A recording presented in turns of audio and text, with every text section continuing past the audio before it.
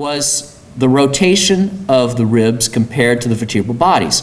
And if there was no overlap, she called it phase 1. If there was enough rotation that you had some overlap, it was called phase 2. All of the phase 2s ended up progressing. So if you want risk factors for progression, it would have been curves more than 20 degrees, all of them in phase 2, and 80% of them who had an RVAD, rib vertebral angle difference, of greater than 20 were the ones who were likely to resolve or progress with it. Well, I've been doing casting for a while, learned it, like I said, from my dad, but there's some word out there on the street about casting.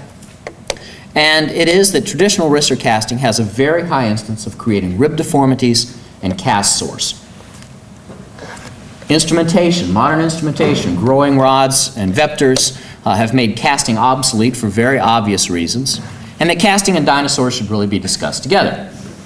So I have to tell you a little bit about what I think about it, is that previously, if you go back to the literature, casting was really used indiscriminately for all scoliosis. It was used for juveniles, neuromusculars, adolescents, and it had a lot of complications with those, and rightly so. And I think it has a very limited role, but I think it does have a very specific role.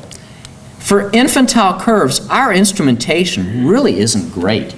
If you put a growing rod in a spine, you still create a stiff spine. It gets filled with scar.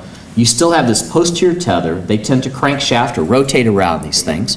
And you have relatively limited growth potential. At least in one of the series, the average growth was 3 centimeters. So that's this much. So it's not a huge amount of growth that you get from these, many times. Now there's exceptions. Sometimes you get large things. The other device is the vector or the rib expansion device. And the concern I have about that is that it creates a stiff chest. Instead of a scar along the spine, you're creating a big scar along the chest wall.